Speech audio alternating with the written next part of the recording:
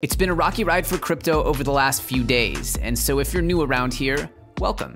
And if you've been here a while, you know that the real value of crypto is only captured when you zoom out. And with the market cap sitting at over $1.5 trillion and the macroeconomic climate around crypto having never been stronger, even if things are a little nerve-wracking, most people have no idea how lucky they are to be in crypto. So today we're going to be talking about some insane bullish momentum behind Bitcoin and one of the biggest possible pieces of news that could ever hit the cryptocurrency ecosystem is hitting right now, because I predicted that 2021 would be the year that we see the first major CBDCs start to show their face. And we just got word that none other than the United States is considering a digital dollar to replace those old dirty paper bills.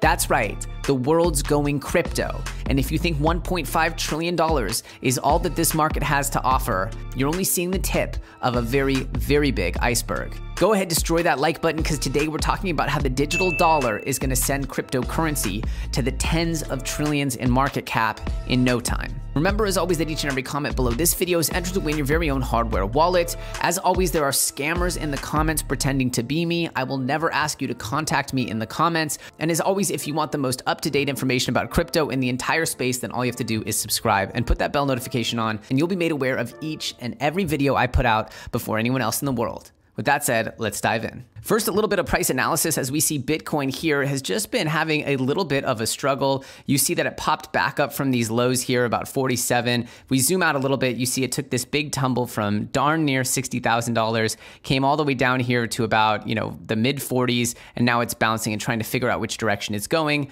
To be honest, though, look at this. Just a few days ago in February, we were at the mid 30,000s. So we almost doubled here in just a few days, and now we're coming back and having a retrace. This stuff in a bull market is completely healthy. Now, if we were to go lower than the 30,000s and into the 20,000s again, that would be a different situation, but we're nowhere close to that yet. We're still chilling casually with Bitcoin at a total market cap of $914 billion. And that is a tremendous amount of market cap, given the fact that Bitcoin was just a $4,000 asset at one point in 2020. So I think we're still doing okay. And this type of stuff is where the real traders and the real gains are made, because most people get very scared when the market turns bearish. And as you develop your talents here in crypto, you learn that these moments are where you actually make your money, because when everything's going parabolic up and to the right, remember I said on this video a couple of days ago, Bitcoin looks extremely, extremely parabolic, and nothing stays this parabolic for that long. You see, it can only get so steep before the curve has a little bit of a correction. We've seen this correction come now, and historically speaking, though we can't always predict the future, this is very good in a bull market. And in one of the best possible advertisements for Bitcoin and cryptocurrency, we have all of the Federal Reserve's wire and ACH systems going down simultaneously. A Federal Reserve operation error resulted in the disruption of service in several business lines. According to the Federal Reserve Bank Services website, the bank is currently experiencing a disruption in its Check 21 check adjustments, Fedline Advantage, Fedline Command, Fedline Direct, and Fedline Web Services, which started at 6:18 p.m. UTC. Its Fed ACH, Central Bank, Fed Cash, Fed Funds, Fedwire Securities, and National Settlement Services went offline in the same time, but were restored within 2 hours. A Federal Reserve operational error resulted in the disruption of service in several business lines. We are restoring service and communicating with the Federal Financial Services customers about the status of operations. Now, we don't want to celebrate when any kind of business line or fundamental resource like the Federal Reserve's payment wires goes down, but again, it shows you why decentralized infrastructure is always going to be more sound and more foolproof than a centralized system that is prone to downtime. Even AWS and Google and Facebook have downtime, but the reality is Bitcoin has no downtime. Crypto has no downtime because of its decentralized nature. This is a step forward, and these types of things can be avoided. Now, I told you guys in December of 2020 that this was going to be a huge trend in 2021, which is the evolution of the concept of the CBDC, or the digital dollar. Now, the digital dollar is the United States version of a central bank digital currency. Of course, we know that cash is one of the most outdated things in the world. We have pieces of paper that we take around and hand to each other, and we're supposed to value those when everything else in the world has become incredibly high tech? The current state of a cash economy is almost completely illogical in our modern day. Though I do believe from certain lenses it enables more freedom, I also believe that it's so obvious that cash is on its way out, and that when we tell our children that we used to hand each other paper dollars, it's going to be like one of those retro things that they reenact at costume parties and stuff like that. It's going to be a sign of the times because cash is on its way out. We all know that. The question is, how fast will we transition to a digital dollar? Because this is one of the most important transitions in the history of money itself.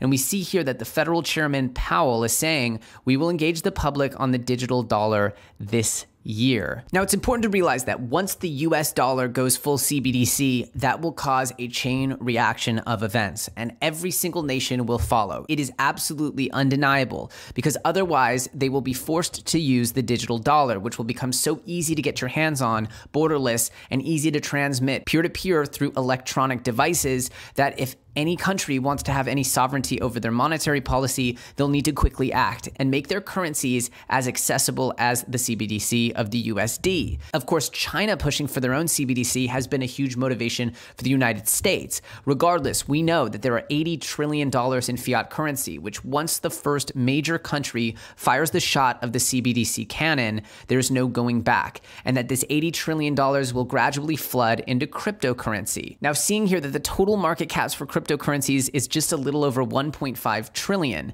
What you see is that with these fiat currencies flooding in, this will create tens of trillions of more liquidity in cryptocurrency. And we all know that versus the US dollar, Bitcoin is a sure bet to hold and accrue value. So do you think everyone's just going to take their digital dollars and leave them there? Or are they going to deploy them in the ecosystems that earn the highest yield, have the highest returns? Effectively, are they going to go where their money is treated best? I would argue that without a shadow of a doubt, we're going to see money from the US CBDC, the China CBDC, and all major nations flood their way into DeFi apps, into Bitcoin, Ethereum, and beyond, raising this $1.5 trillion to tens of trillions of dollars and even hundreds of trillions in the future. So if you think Bitcoin at $49,000 is astronomically expensive, then to me, you're not really tracking the big story. Whether Bitcoin collapses down to 30,000 or below, or rockets on its way up to 100,000, it is still rookie numbers here compared to the larger scope of the crypto economy of the future. So there you have it, the Federal Reserve finally showing their hand and admitting that it's time to make a move on the CBDC. All the while, Bitcoin's narrative continues to strengthen. We also got the news, which we didn't even talk about, that Michael Saylor is buying another $1 billion of Bitcoin at these prices. And do you think publicly traded companies like to buy the tops? No. This is the beginning of a generational movement into Bitcoin, and I believe we are still in the early phases of something truly transformative. We see that the CBDC can bring with it tens of trillions of dollars of transformational capital to crypto, and a borderless crypto economy that can be funneled into things like DeFi, NFTs, and all the other amazing use cases that we know and love. This is a changing of the guard in the most important industry in the world, money. With that said, I thank you guys so much for watching. If you got some value out of this, go ahead, destroy that like button. Remember that each and every comment on this video is entered to win your very own hardware wallet. I appreciate you guys giving me a couple of days to get everything together after my token launch, which has been absolutely astronomical. And I thank you guys for all your support. As always, if you guys want the best information in the entirety of crypto land, then all you have to do is subscribe and put that bell notification on. As usual, my name's Elio Trades. I thank you so much for watching, and I'll see you very soon on the next episode.